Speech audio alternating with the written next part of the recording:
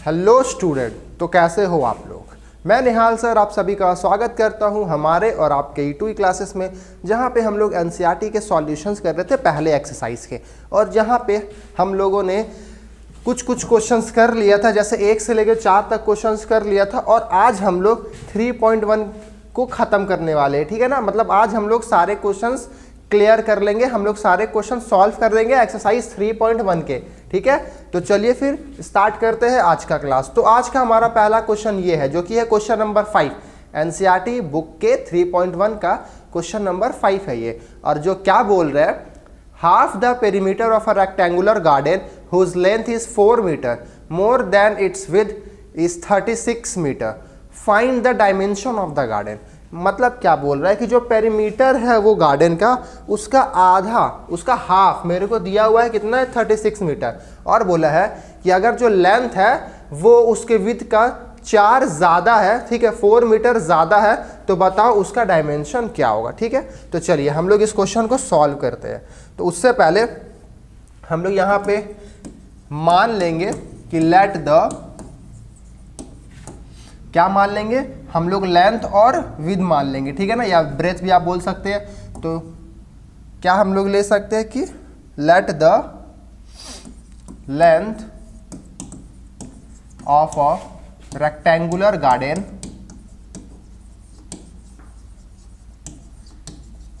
कितना दिया हुआ है हम लोग को, अच्छा हम लोग इसको मान रहे हैं ना, तो हम लोग क्या मान लेंगे, bx, ठीक है ना, हम लोग इसको x मान लेते हैं। समझ में आया आप सभी को।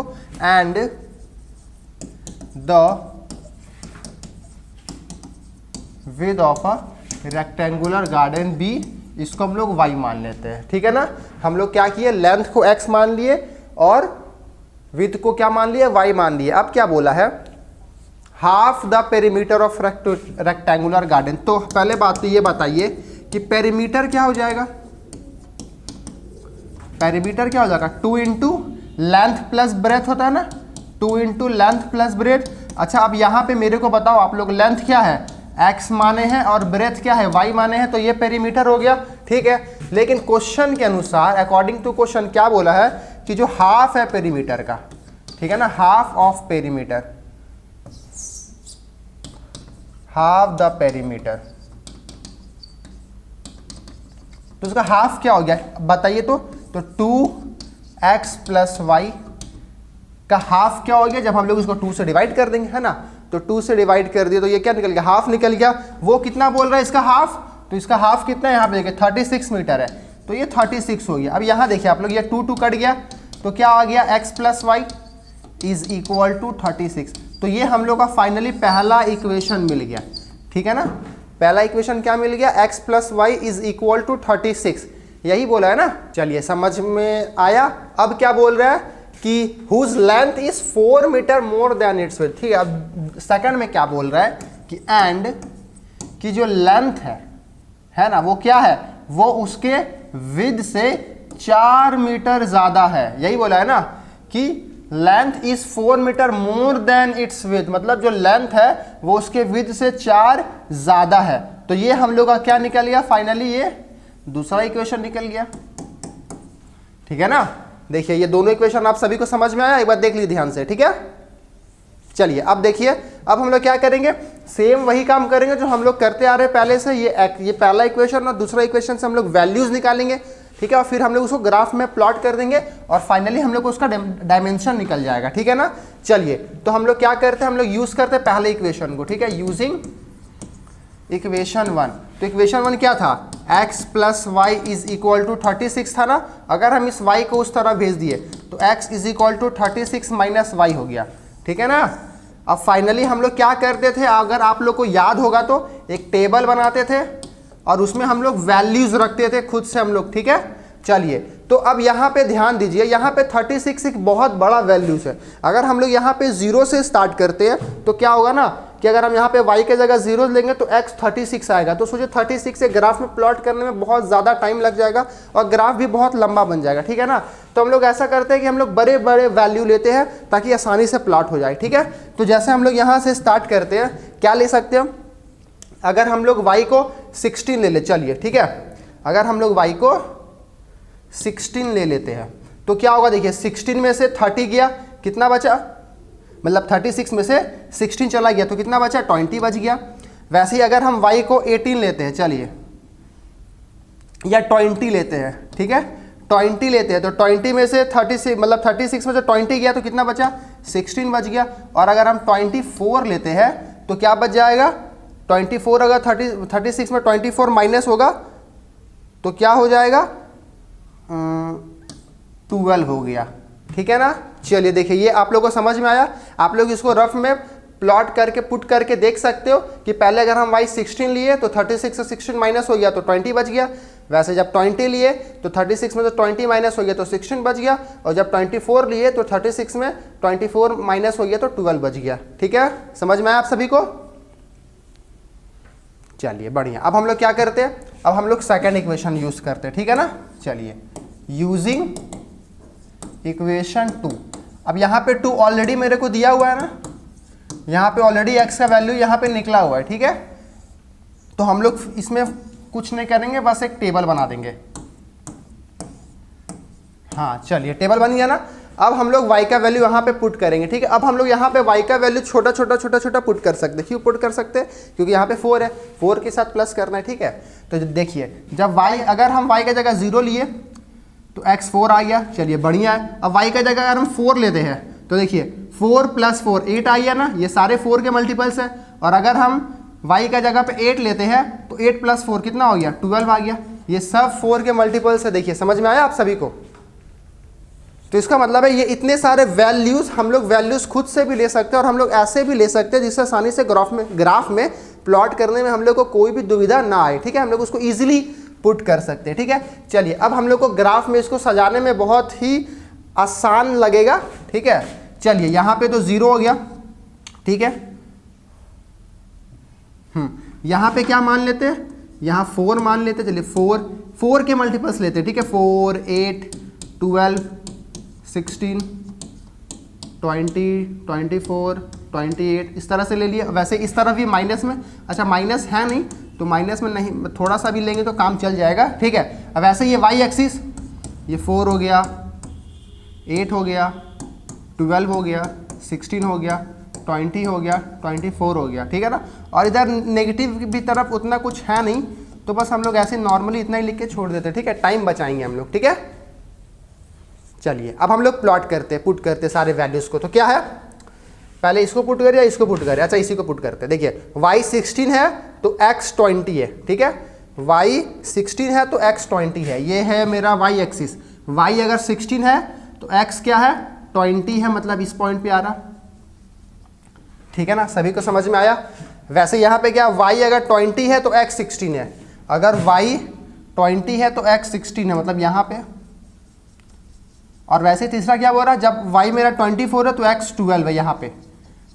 तो यहाँ पे देखिए आपको एक तरह के स्ट्रेट लाइन बनते हुए दिखा ना, यहाँ पे क्या दिख रहा है, स्ट्रेट लाइन बनते हुए दिख रहा। तो हम यहाँ पे एक स्ट्रेट लाइन ड्रॉ कर देंगे, ठीक है ना। हम लोग यहाँ पे स्ट्रेट लाइन एक ड्रॉ कर देते हैं, ठीक है। चलिए तो ये कुछ इस तरह से लाइन हम लोग को मिलेगा, ठीक है ना। चलिए बन गया। अब हम लोग क्या करते हैं, नेक्स्ट वाले को पुट करते हैं।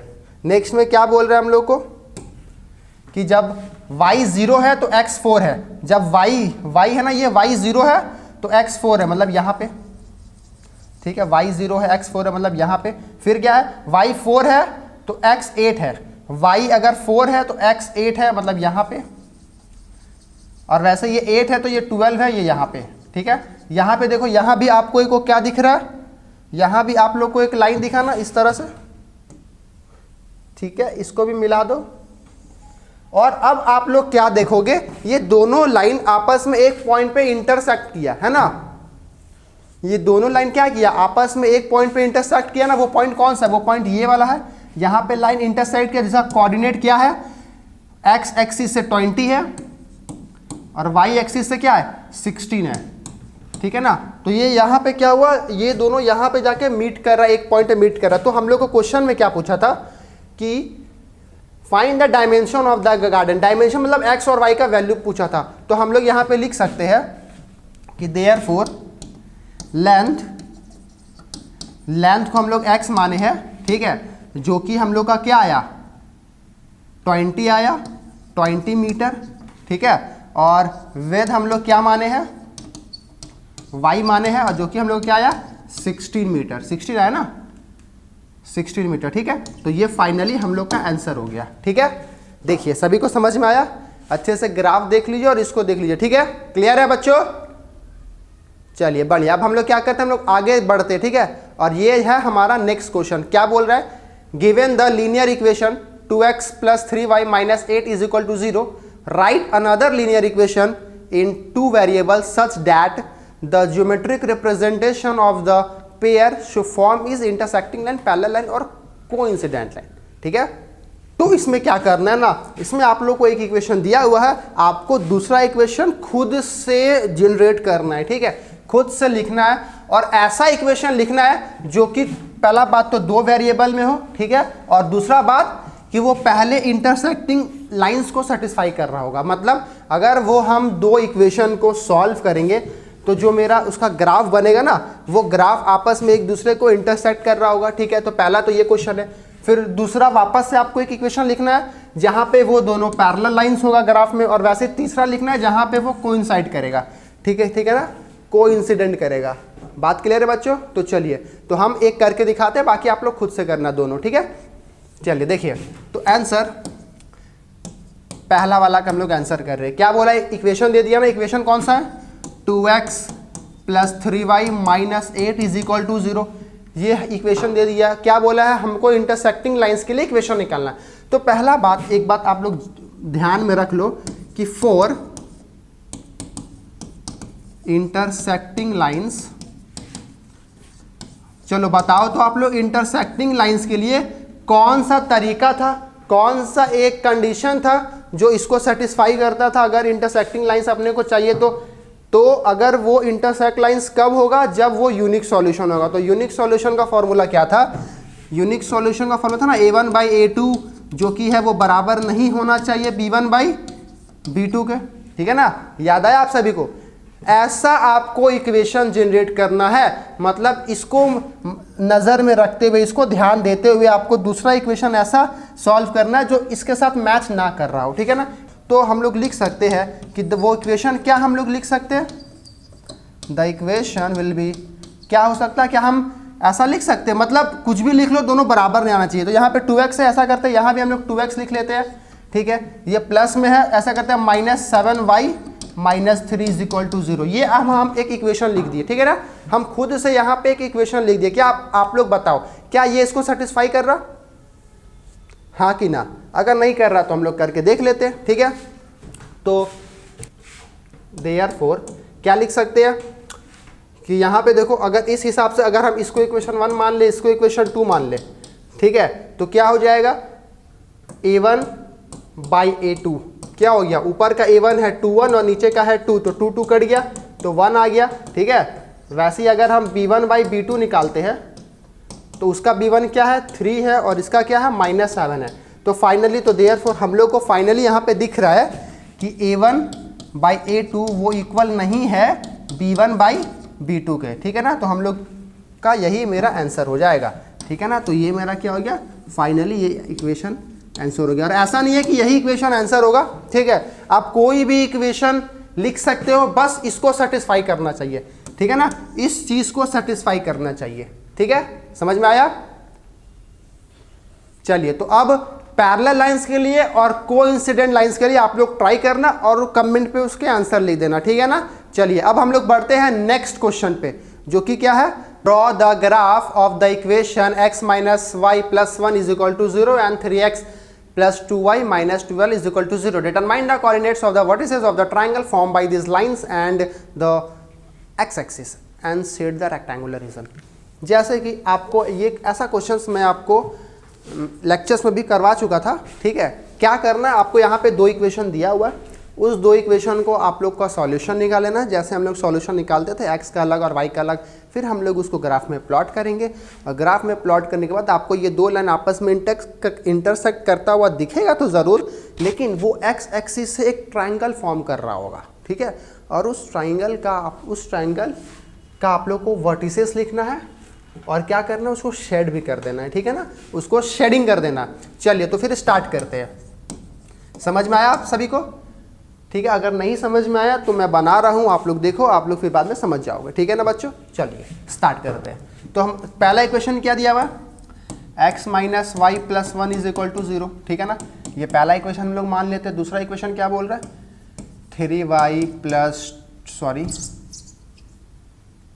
3x plus 2y minus 12 is equal to 0, ये दूसरा इक्वेशन है, ठीक है ना। तो हम लोग क्या करते हैं, सबसे पहले पहले इक्वेशन को यूज़ करते हैं, यूजिंग इक्वेशन 1। तो इक्वेशन 1 क्या है, x minus y plus 1 is equal to 0। अगर हम ये दोनों को उठा के उस तरफ कर दें तो x इज इक्वल टू क्या हो गया, ये माइनस वाई उस तरफ गया तो प्लस वाई, ये प्लस 1 उस तरफ गया तो माइनस 1। तो क्या निकल गया x का value, x is equal to y minus 1, ठीक है ना। अब क्या करेंगे, अब इस पे वापस एक टेबल बनाएंगे। चलिए, और हम लोग इस पे क्या करेंगे, सारे वैल्यूज लिख देंगे जो हम लोग मानेंगे। यहाँ पे देखिए, अगर हम y का जगह 0 रखते हैं, ठीक है, अगर y का जगह 0 रख दे तो x क्या आ गया, तो 0 में से -1 गया तो -1 बच गया, ठीक है। अगर हम यहाँ पे देखिए y का जगह पे अगर हम 1 रख दे तो ये 1 माइनस 1 क्या हो गया, 0 हो गया, ठीक है। अगर हम y का जगह पे 2 रख दे, ठीक है, अगर हम लोग y का जगह पे 2 रख दे तो 2 माइनस 1 क्या हो गया, 1 हो गया, ठीक है ना। देख लीजिए, समझ में आप सभी को, ये इजी था, ठीक है। चलिए अब हम लोग क्या करते हैं, अब हम लोग दूसरे क्वेश्चंस को, अब हम लोग दूसरे इक्वेशंस को देखते हैं, ठीक है, यूजिंग इक्वेशन 2। चलिए दूसरे इक्वेशन को देखते हैं, क्या है, 3x plus 2y minus 12 is equal to 0, ठीक है ना। क्या करेंगे, इस दोनों को उस तरफ भेज देंगे, ठीक है। तो 3x इज इक्वल टू ये -12 उस तरफ जाके क्या हो गया, +12 हो गया, ठीक है, और ये +2y उधर जाके -2y हो गया। देखिए आप लोग, समझ में आया आप सभी को? चलिए, समझ में आया आप सभी को, ठीक है।